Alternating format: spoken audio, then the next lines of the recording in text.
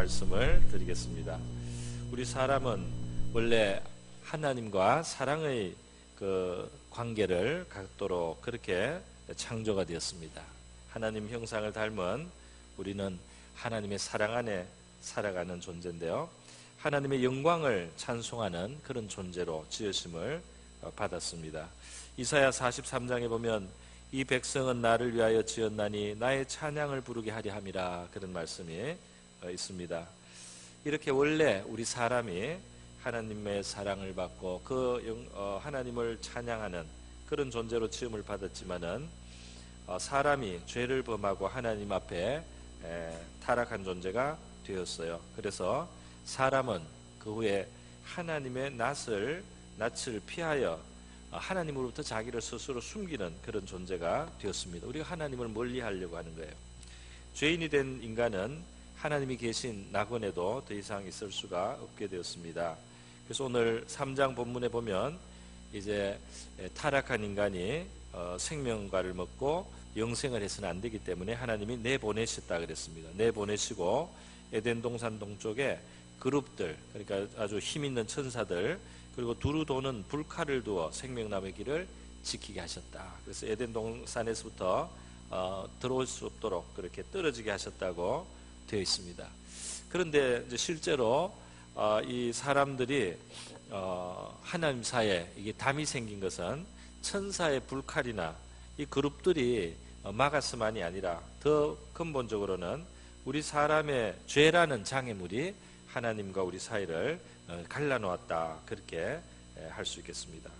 그런데 이렇게 하나님과 멀어지고 분리가 되는 사람도 다시 하나님과 만날 수 있는 길이 주어졌습니다. 그것이 바로 고대의 구약시대 성경에 지금 나오는 제사의 제도라고 할 수 있겠습니다. 제사를 통해서 하나님을 만나는 겁니다. 그 생명, 영생의 그 생명의 하나님, 또 만복의 근원이신 창조주 하나님을 대할 수 있는 그 시간이 제사라는 제도, 그 형식을 통해서 하나님 앞에 나가면서 하나님을 만나게 되는 겁니다. 출애굽기 20장에 보면 하나님께서 광야에 있는 이스라엘 백성들에게 거기에서도 하나님께 제단을 쌓고 제사 드리면 하나님이 그곳에 임하시겠다는 말씀을 하셨습니다. 내게 토단을 쌓고 그 위에 내 양과 소로 내 번제와 화목제를 드리라. 이 제사의 종류거든요. 내가 내 이름을 기념하게 하는 모든 곳에서 내게 임하여 복을 주리라 그랬어요. 하나님이 임하시면 그게 복이 있다는 겁니다. 왜냐하면 복의 근원이신 분이 오시기 때문에, 복의 근원이신 분을 만나기 때문이죠. 제사는 그래서 바로 이 구약시대의 예배라고 할 수가 있겠습니다. 이 예배는 지금 우리는 신약시대에 이렇게 동물은 필요 없는 제사를 드리고 있고요. 그리고 천국에서도 이 예배는 하나님 앞에 경배하고 찬양하는 이러한 시간은 앞으로도 있을 것이라는 것을 계시록과 같은 성경을 보면 그렇게 예고가 되어 있습니다. 영광스러운 찬양을 부르고 하나님을 감사하고 하나님의 이름에 영광을 돌려드리고 하나님이 하신 위대한 일을 그렇게 다시 선포하고 듣는 이러한 시간이 천국의 예배 시간에 있게 될 줄로 믿습니다.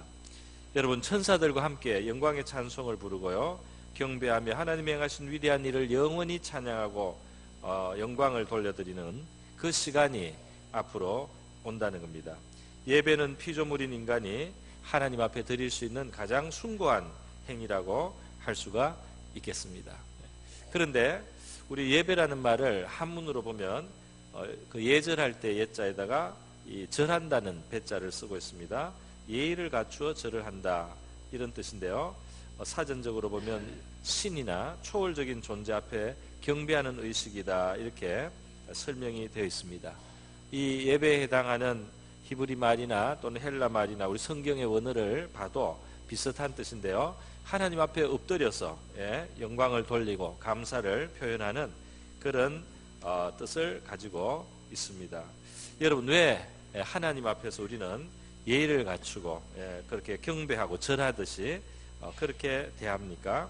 왜 그러냐 하면 바로 하나님이 우리의 존재를 있게 한 우리의 근원이시기 때문이죠. 그분께 생명이 있고 그분이 복의 근원이시고 그 영화로우신 하나님을 만났을 때 우리가 가져야 되는 가장 자연스러운 태도가 바로 그에게 감사를 돌려드리고 또 그를 찬양하고 그에게 경배드리는 그것이 자연스럽고 당연한 것이다. 그분을 만났을 때 그렇게 하지 않을 수가 없다는 것입니다.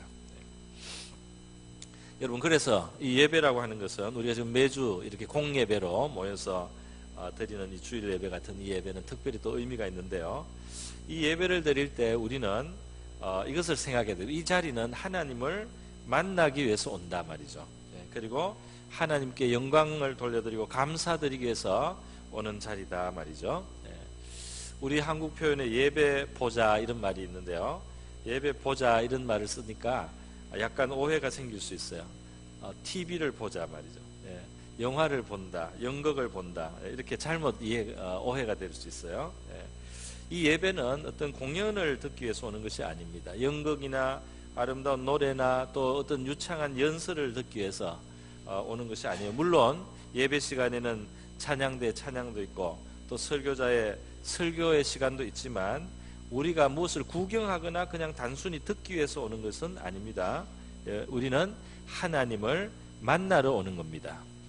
그 시간을 통해서 하나님을 만나기 위해서 오는 거예요. 그러니까 찬양대가 찬양을 할 때도 우리는 감상자가 되고 찬양대는 연주자가 되고 우리는 그냥 감상자가 되고 그거 이상인 것입니다. 그냥 감상하는 것이 아니고 우리는 찬양대가 찬양을 할 때 그 찬양의 가사를 들으면서 또 그 곡조에 우리가 마음을 실으면서요 계속해서 하나님 앞에 예배를 드리는 겁니다. 기도를 하거나 우리의 마음으로 하나님을 높이거나 또 우리의 이 고백, 우리의 신앙의 고백, 또 우리 어떤 하나님 앞에 드려야 될 기도의 내용이 이 전부 다 가사에 있어요. 그래서 계속해서 하나님 앞에 우리가 하나님을 대하고 있는 시간이다 하는 것입니다. 그렇기 때문에 예배 전에 이 시간에 우리가 왔을 때는 우리가 어떤 공연장에 갔을 때나 극장에 갔을 때하고는 다른 거예요. 공연장이나 극장에 가면은 그 시작하기 전에 우리가 옆 사람들하고 이야기하고 말이죠. 그리고 뭐 먹기도 하고요. 이렇게 하면서 이제 기대를 가지고 그렇게 기다리다가 이제 시작하면은 구경을 하고 그러면 됩니다. 이거는 이제 공연을 보는 거죠. 그런데 우리는 이 예배 시간에 하나님을 만나러 오는 거예요. 그렇기 때문에 존귀하신 하나님을 우리가 만나야 되기 때문에 예배에 임했을 때는 이 예배 시간 전에 하나님을 만날 준비를 하는 시간이 돼야 되는 겁니다. 그러니까 우리가 예를 들면 청와대에 초대를 받아서 대통령을 만나고 같이 식사하거나 같이 나누는 그런 시간을 혹시 갖게 되면요 그 앞에 미리 도착을 하는 거죠. 도착을 해서 대기실에 있으면 비서진들이 나와가지고 대통령하고 만날 때는 어떻게 하고 거리를 어떻게 둬야 되고 악수를 할 때는 너무 꽉 잡으면 안 된다 이런 교육을 다 해서요. 그래서 대통령을 만날 여러 가지 마음의 준비를 하고 딱 준비를 해서 있다가 안정된 마음으로 이제 만나게 되는 겁니다. 그런 것처럼 우리가 예배 자리로 나왔을 때는 마음을 가라앉히고 지나간 시간을 하나님 앞에 돌아보기도 하고 또 기도를 하면서 하나님 만날 것을 고대하면서요 그렇게 예배를 준비하는 그런 마음을 그런 태도를 우리가 가져야 될 줄로 믿습니다. 믿습니다. 네. 그러니까 이거는 공연 전에 막 이렇게 그렇게 하는 게 아니에요. 이거는 하나님 만날 마음의 준비를 하는 시간을 가지셔야 된다는 겁니다.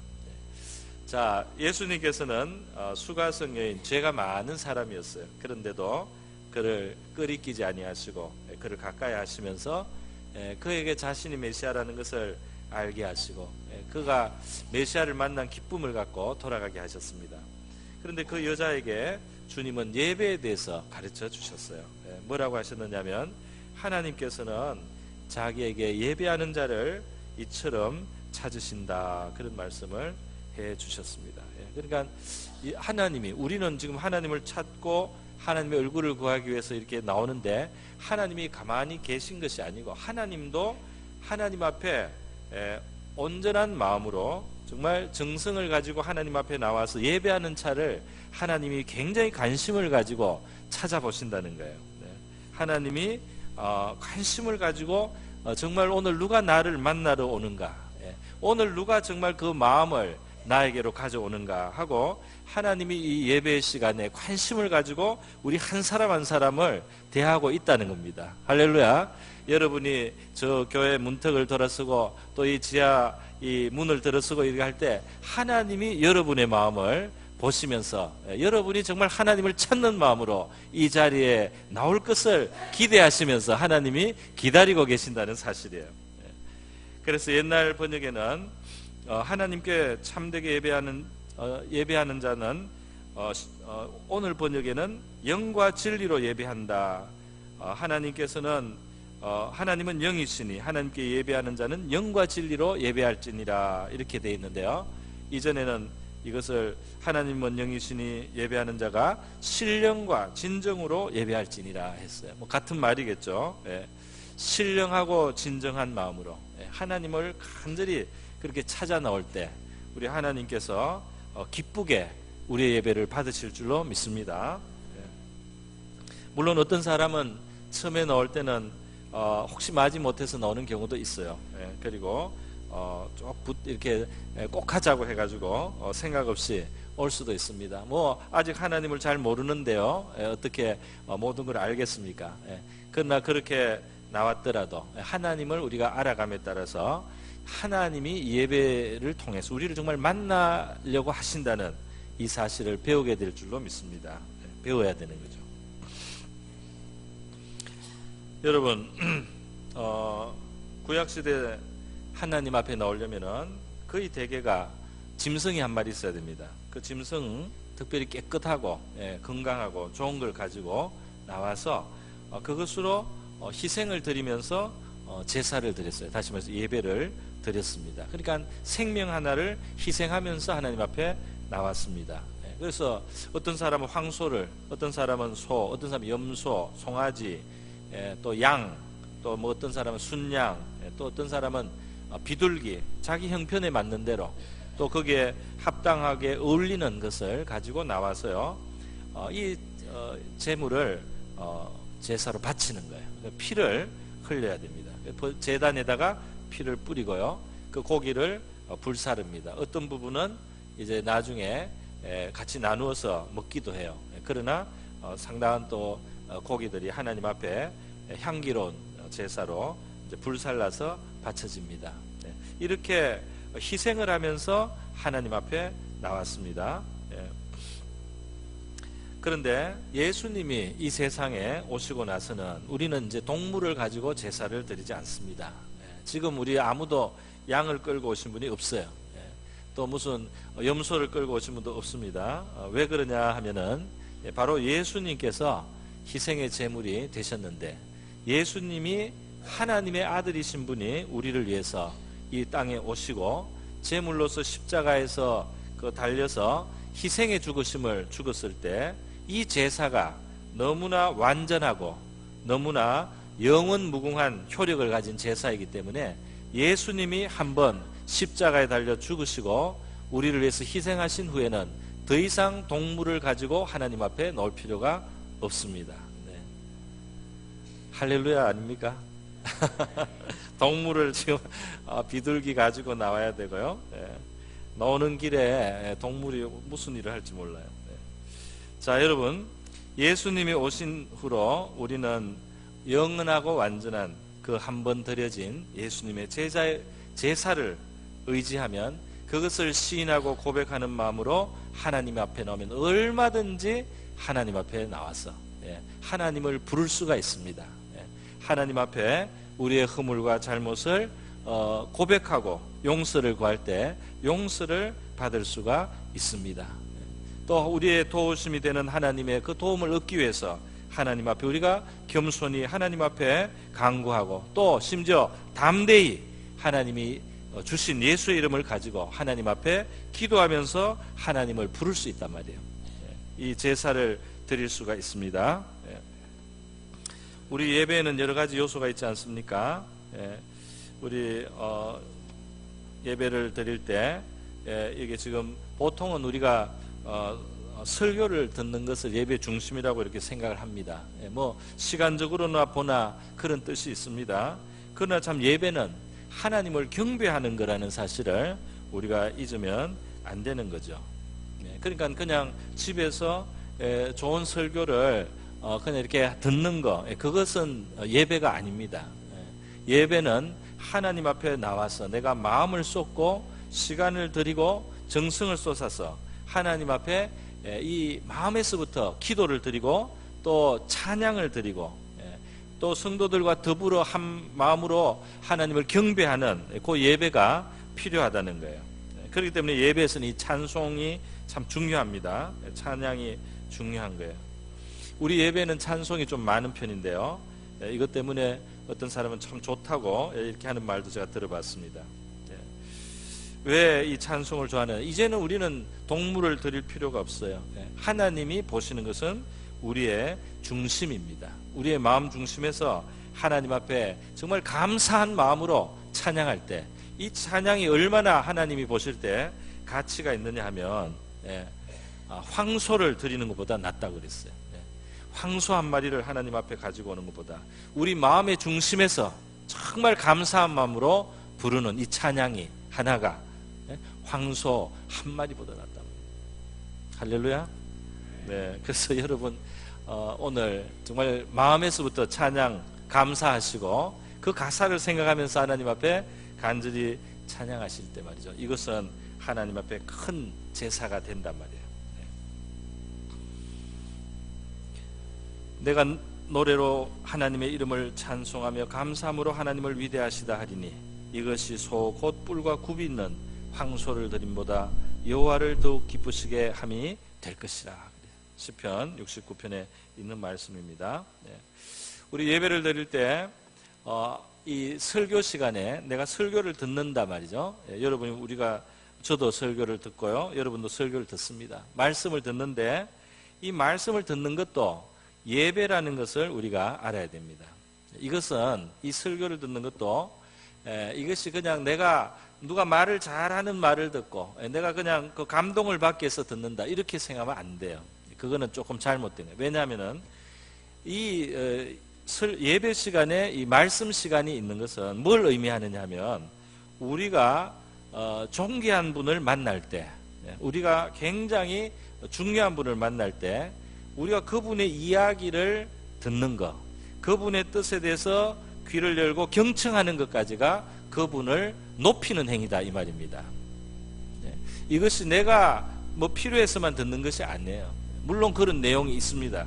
우리에게 위로가 될 때도 있고 어떤 깨달음을 주기도 하고 믿음을 주고 우리에게 좋은 것을 줍니다. 이 말씀 속에 그런 게 있어요. 그러나 이 예배라는 큰 이 전체 안에서 이 설교 시간도 사실은 내가 하나님 앞에 경청하는 태도로 마음을 열고 하나님의 뜻을 중요하게 생각하고 내가 그것을 받아들이면서 그것을 실행하려고 하는 그런 자세를 가지고 귀를 열고 그 말씀을 귀 기울이는 바로 이것이 하나님을 높이는 행위다 이 말입니다.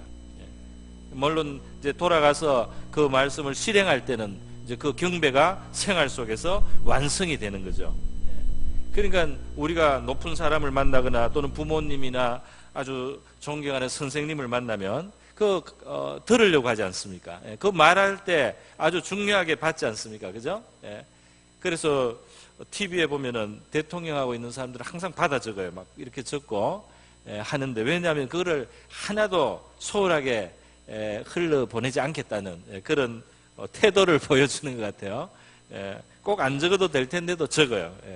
그렇게 제가 좀 적으라는 꼭 뜻으로 한 말은 아닌데요, 어떻든 이 경청하는 그 마음, 그것이 하나님 앞에 경배하는 거다 이 말입니다. 저 사람이 무슨 말을 하나, 말을 잘하나 못하나 들어보자, 이거는 예배가 아닌 게 되는 거예요. 그거는 예배가 아닙니다. 이게 무슨 내가 듣기 좋은 말이 있다 없다 이렇게 판단하고 지금 할 상황이 아니다 이 말입니다. 이 성경에서 나오는 말씀을 우리가 하나님의 말씀으로 생각하고 하나님이 저 속에서 나에게 무엇을 말씀하시는지를 귀를 기울이는 자세를 가져야 될 줄로 믿습니다.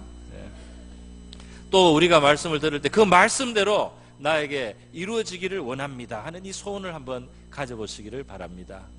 그 말씀에 좋은 약속이 있으면 그 약속이 나에게 이루어지기를 바랍니다. 이런 소원을 마음에 가지면서 이 말씀을 들어보시기를 바랍니다. 또 나는 부족하지만 저 말씀이 내 삶 속에 이루어지고 실천되기를 바랍니다 하는 이런 마음을 가지고 주여 도와주소서, 그 말씀이 이루어지게 하여 주옵소서, 그 말씀을 행하게 하옵소서, 이런 마음을 가지고 들을 때 정말 이 설교 시간 우리가 경배가 되고 예배가 될 줄로 믿습니다. 여러분, 이 예배 시간에는 헌금도 드리지 않습니까? 예수님이 누가복음 21장에 보면 그 과부가 헌금 드리는 장면을 보셨어요. 이 한 가난한 과부가 2렙돈이라는 돈을 이 헌금함에 집어넣습니다. 2렙돈은 오늘날 우리 돈으로 치면 라면 몇 봉지 살 수 있는 돈이에요. 그러니까 아주 가난한 사람인데 자기가 가진 것 중에 그래도 상당히 하나님 앞에 정말 드린 겁니다. 그때 예수님께서는 이 과부를 칭찬하셨어요. 내가 참으로 너희에게 말하노니 이 가난한 과부가 다른 모든 사람보다 많이 넣었도다 그랬어요. 하나님을 향해서 이 과부가 큰 헌신을 했다. 예수님이 이렇게 말씀하는 겁니다. 왜냐하면 다른 사람들은 그냥 풍족한 중에서 좀 드렸단 말이에요. 그래서 남들이 볼 때는 조금 많아 보일 수도 있지만 그러나 자기가 풍족한 중에 드렸다는 거예요. 그런데 이 과부는 정말 가난한 중에 가지고 있는 것을 예수님 말로는 생활비 전부를 넣었다. 그러니까 내일 일을 그냥 하나님께 맡겨 그냥 드렸나 봐요. 너무 드리고 싶어서. 뭐 그럴 수도 있겠죠. 내일은 생활비 어떻게 될지 모르지만 오늘 너무 내가 감사해서 이건 하나님께 정말 드리고 싶다. 이래서 그냥 이 과부가 드렸는데 예수님께서 오늘 이 성전에 와서 제물을 드린, 예물을 드린 사람 중에 이 과부가 제일 많이 하나님께 바쳤다. 이렇게 말씀하셨어요. 할렐루야. 이게 뭘 말하느냐면 우리 누구라도 가장 많이 드린 사람이 될 수 있다 이 말입니다. 우리 수준에서 우리가 마음을 실어서 하나님 앞에 드리면 하나님은 우리 형편을 보시고 우리가 드리는 것을 그 담은 마음만큼 보실 줄로 믿습니다. 자, 여러분, 이렇게 예배에는 이런 요소들이 있는데요. 이 아름다운 예배를 구성하는 부분이 되는 겁니다. 그런데 중요한 것은 말씀 설교 시간이나 헌금을 드리거나 또는 무슨 찬양을 하거나 기도의 시간, 이 시간은 다 하나님을 만나는 것이다 말이죠. 할렐루야. 다른 게 아니고 하나님을 만나는 겁니다. 그래서 이 설교자가 부족해서 또는 우리 뭐가 좀 부족하다고 해요. 그러면 여러분이 하나님을 간절히 만나기를 위해서, 만나기를 원하는 마음으로 와서 예배를 드릴 때 혹시 설교자의 입에서는 여러분을 위한 말씀이 잘 전달이 혹시 안 된다고 해도 여러분의 마음 중심에다가 하나님이 말씀을 하실 수가 있습니다. 여러분이 하나님을 찾아서 나오면은 하나님께서 여러분에게 만나 주신다 이 말입니다. 그것이 예배라는 거예요. 에덴에서 쫓겨난 이후로 이 가인과 아벨이 하나님 앞에 제사 드리는 걸 보면 처음부터 하나님이 사람들에게 하나님 앞에 나오는 그 길을 가르쳐 주신 거죠. 낙원을 잃었지만 여전히 하나님 앞에 나올 수 있는 길을 하나님은 가르쳐 주셨다는 거예요. 그래서 이 성경을 보니까 정말 이 모든 시대에 걸쳐서 이 제사는 항상 드려졌습니다.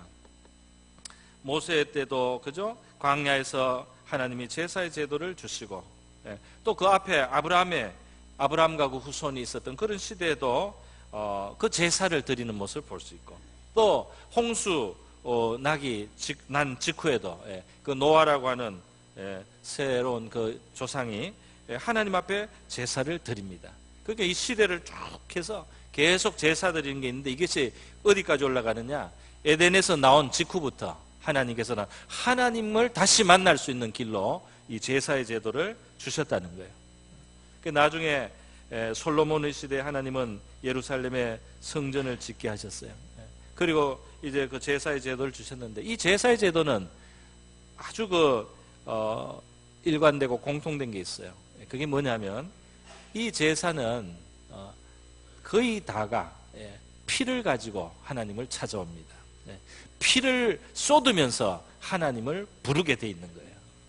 왜 그렇습니까? 인간이 죄인이 되었기 때문에 그 죄의 싹은 사망이고, 그 죄의 싹은 사망이기 때문에 그 죽음의 값을 치르면서 하나님 앞에 나가서 생명의 하나님을 만나는 겁니다.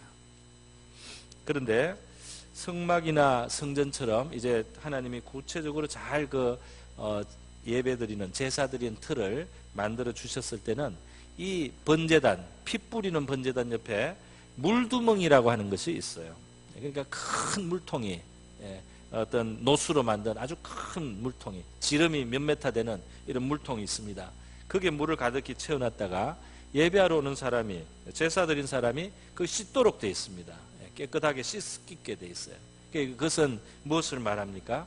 피가 있고 씻는 물이 있단 말이죠. 그것이 하나님 앞에 나왔을 때 반드시 있단 말이에요. 오늘 우리에게 말하면 이것이 예수님이 피 흘리신 공로를 의지해야 된단 말이에요. 예배를 드리러 나올 때는 하나님의 아들이 이 세상에 오셔서 나의 죄를 값을 치르시기 위해서 십자가에 달리신 이 사실을 내가 마음으로 믿으면서 바라보면서 예배를 드려야 한다는 겁니다. 그러면서 그 피공로를 바라보면서요, 나의 허물과 죄를 하나님 앞에 시인하고 자백하고 용서를 구하는 겁니다.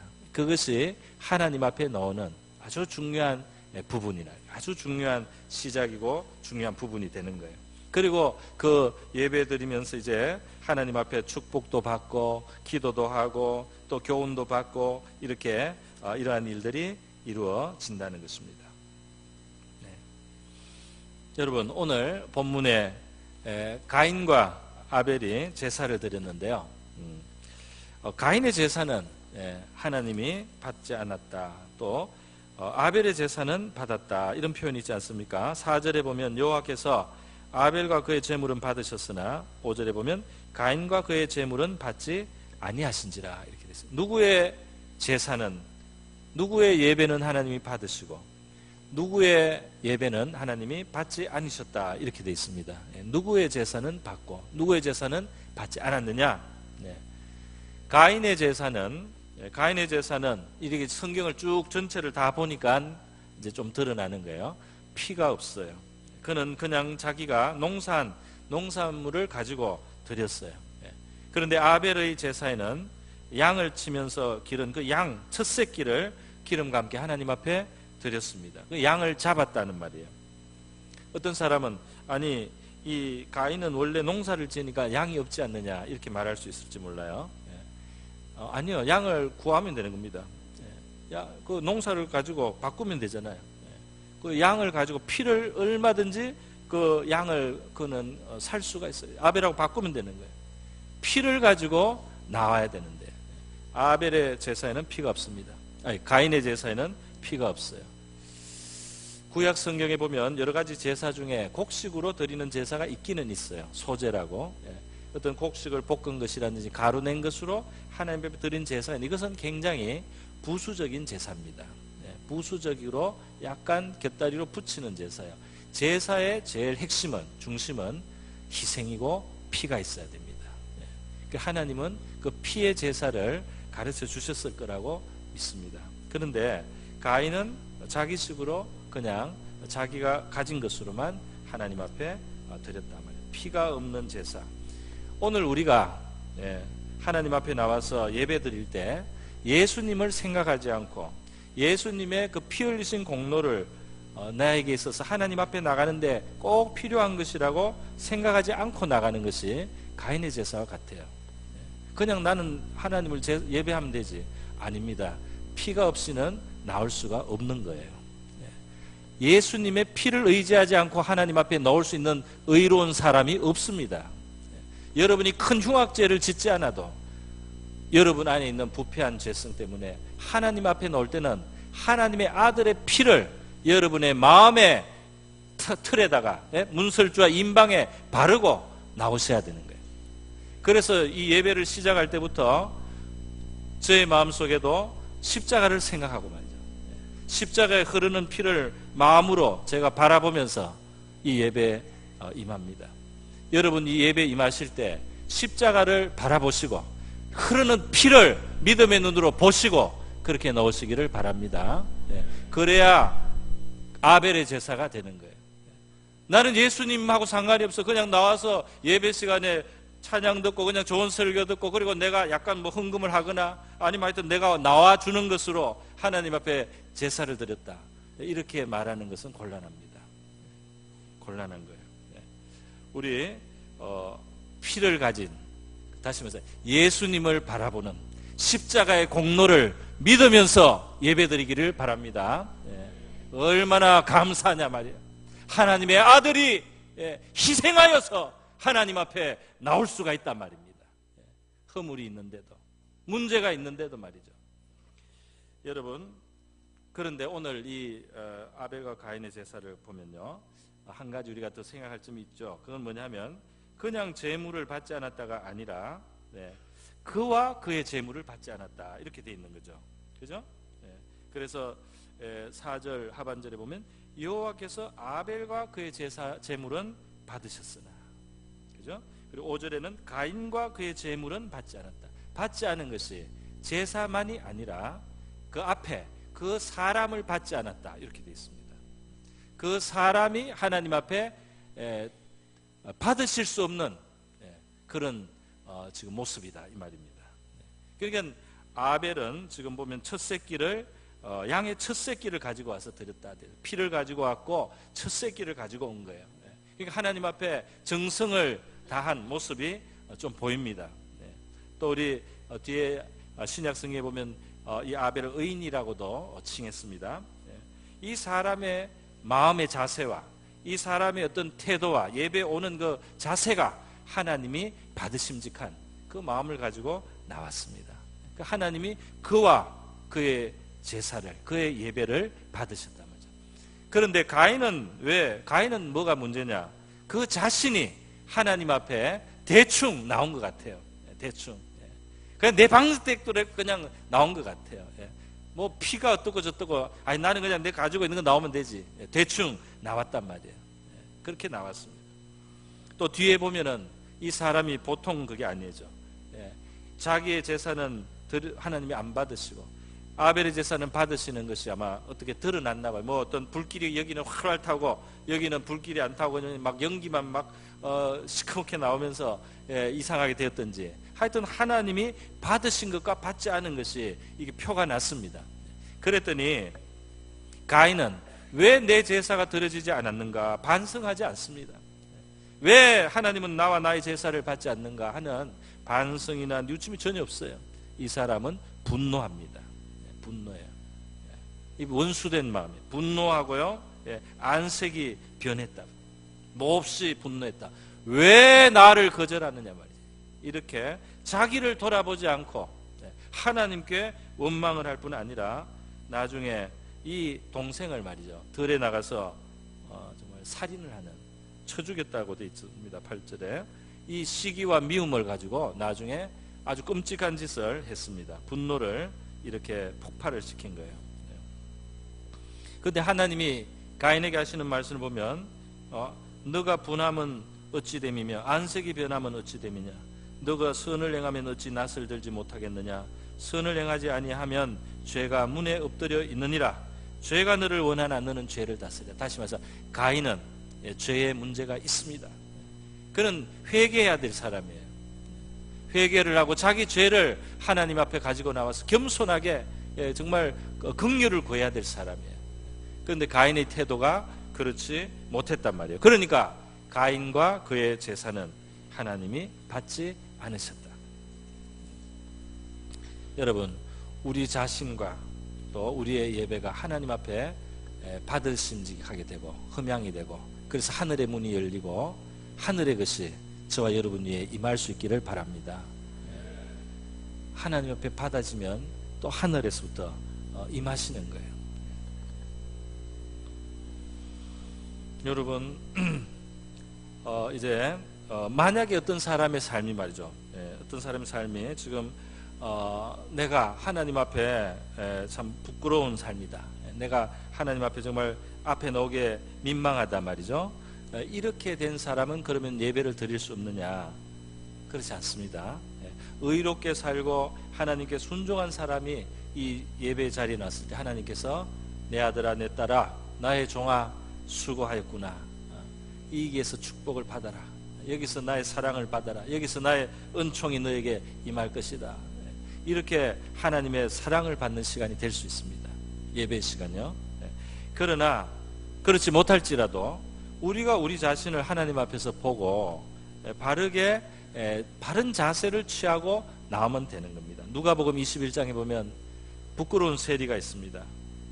교회 이 예배당에 나왔는데, 성전에 나왔는데 너무 죄송해가지고 저 뒤에 있다고 그랬어요. 그리고 하늘을 쳐다보지도 못하고 고개를 못 들고 자기 가슴을 치면서 하나님 앞에 용서를 구합니다. 그래 구하는 거예요. 이 사람이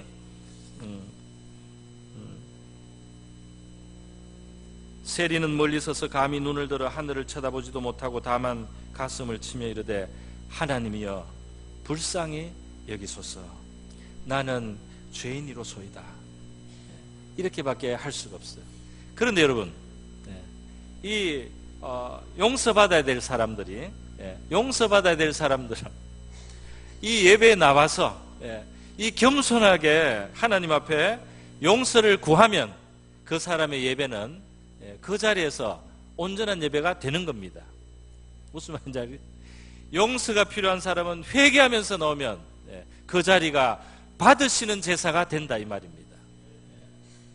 그래서 예수님은 이 사람이 돌아갈 때 하나님께서 이 사람을 다른 자기 자랑한 사람보다 훨씬 더 의로운 사람으로 여겨주셨다, 그렇게 예수님이 설명해 주셨어요. 그렇지 않습니까? 여기 예배는 하나님 앞에 은혜를 구하는 자리입니다. 하나님의 물론 은총과 축복을 받는 자리가 될 수도 있어요. 그러나 여기서는 회개하면 하나님이 받으시는 자리다 말이죠. 죄인이 와서 하나님 앞에 사함을 받고 새롭게 용서를 받고 새 힘을 얻고 다시 일어날 수 있는 자리가 바로 예배 자리다 말이죠. 그러니까 부끄러운 때도 예배를 와야 되는 거고, 연약한 때도 예배를 와야 되는 거고, 힘이 없어도 와야 되고, 이곳에 와서 하나님을 만나야 될 줄로 믿습니다. 여러분, 마지막으로 한 가지만 더 말씀드리겠습니다. 아벨이 죽은 후에 어떤 일이 있었느냐? 들에서 형이 그를 쳐 죽였어요. 그 피가 땅에 쏟아졌는데요, 하나님께서 나중에 가인을 찾아서 책망하고 추궁하시면서 내 아우의 핏소리가 땅에서부터 내게 호소한다 그랬어요.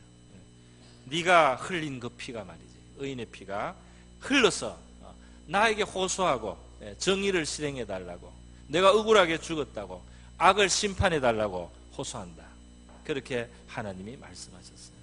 무고한 희생의 피는 그런 힘이 있습니다. 그런데 히브리서 말씀해 보니까요, 12장에서 뭐라고 했냐면 예수 그리스도의 피는 아벨의 피보다 훨씬 낫다 그랬어요. 예수님의 피는 땅에 쏟아져서 정의를 행하여 달라, 나에게 이와 같이 부당한 일을 행한 자들을 심판해 달라고 부르짖지 않고, 아버지여 저희의 죄를 사하여 주시옵소서, 저희가 하는 일을 깨닫지 못하고 저러고 있습니다. 내 이 흘린 피로 저들도 사함을 받게 하여 주시옵소서. 용서를 구하는 호소의 소리를 하나님 앞에 가진 피라고 그랬어요.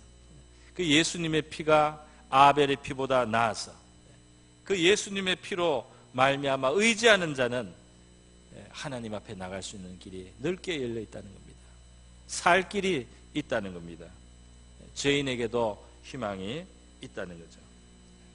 우리 주님의 피를 의지해서 은혜의 보좌 앞으로 담대히 나가시는 저와 여러분 될 수 있기를 바랍니다. 다 같이 기도하겠습니다.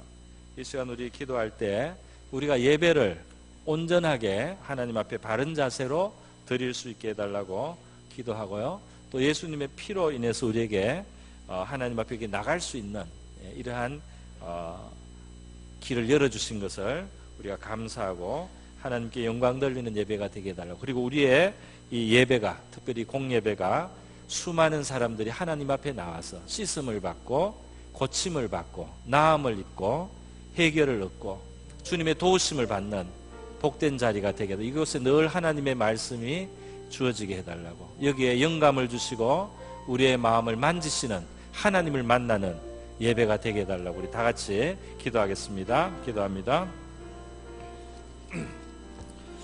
하나님 아버지, 오늘 하나님을 만나는 예배로 주제로 말씀을 나누었습니다. 예수님 하나님의 아들이 그 많은 수많은 희생의 제물을 결국 예수님의 그 피가 필요해서 아버지 그것을 예고하였던 것인 줄 압니다. 주님의 피가 오늘 우리를 하나님 앞에 세우심을 감사합니다. 정말 설 수 없는 자라도 하나님 아버지 주의 피를 의지하면 하나님 앞에 나갈 수 있는 은혜의 문이 열리고, 이 피를 의지하여 하나님 앞에 나와서 회개할 때, 나의 죄를 자복할 때, 인정하고 하나님 앞에 용서를 구할 때, 겸손히 용서를 구하는 자마다 다 씻음을 받을 수 있는 그 능력 있는 예수님의 보혈의 능력을 찬양합니다. 주여, 우리의 예배 항상 주님의 피가 뿌려지게 하시고, 우리의 예배 항상 주님의 피가 흐르게 하시고, 그 피가 흘러넘쳐서 우리를 씻기게 하여 주시옵시고 하나님 앞에 나가게 하여 주시기를 원합니다. 우리가 온전한 성경적인 그러한 예배를 하나님 앞에 드릴 수 있기를 원합니다. 우리가 어떤 관람자가 아니라, 우리가 어떤 그냥 구경꾼이 아니라, 주님 바로 이 예배를 하나님을 만나는 그 자리로 알고 하나님을 만날 수 있게 하여 주시기를 원하고 바랍니다. 이 시간을 사모하며 하나님 우리 각 사람의 심령에 귀를 열어주시고 또 눈을 열어주시고 그 마음을 열어주시고, 주님께서 그 손으로 하나님 터치하여 주셔서 그 심령에 필요한 것이 무엇이든지, 깨끗함이든지 하나님이여 어떤 얼매 있는 것을 끊는 것이든지, 하나님 또 연약한 것을 고쳐주시던 것이든지, 문제 해결이든지 주께로부터 오는 지혜든지, 하나님이 예배를 통해서 복에 거는 대신 우리 하나님께로부터 은총을 입게 하여 주시기를 원하고 바랍니다. 할렐루야. 감사합니다. 신령과 진정으로 예배하게 하옵시고 영광을 받아 주시옵시고, 주의 백성된 저희들 하나님 아버지 잃어버렸던 생명, 잃어버렸던 그 복에 거는 이신 우리 하나님을 만남으로 말미암아서 아버지 우리의 부족함이 다 채워지고 주님 하나님 앞에 찬송 부르는, 찬양을 드리는 우리 되게 하여 주옵소서. 고마우신 하나님 아버지 감사합니다. 우리 하나님의 아들의 희생이 주님 오늘 우리 하나님 앞에 나오는 이 길을 열고 이 예배 자리로 우리를 인도함을 감사드립니다. 늘 예수님의 피가 우리의 예배 속에 차고 넘치게 하시고 주님의 피 뿌리시는 가운데 우리가 하나님 앞에 나와서 깨끗함을 입고 하나님을 경배하게 하여 주시옵소서. 우리 자신과 우리의 예배가 하나님 앞에 연락이 되고 하나님이 받으시는 예배가 되며, 예배 드릴 때마다 우리 성도들 위해 하나님 임하여 주시옵시고, 우리의 모든 문제와 모든 필요와 모든 연약함을 아시는 주님, 주님께서 해결이 되시고 고침이 되시고 도움이 되시고 지혜가 되시고 은혜와 능력이 되어 주시기를 원합니다. 도움이 되어 주시옵소서. 감사합니다. 하나님께 영광 돌리는 예배의 삶으로 축복하시기를 구하고 고마우신 예수님의 귀하신 이름으로 기도드립니다. 찬송가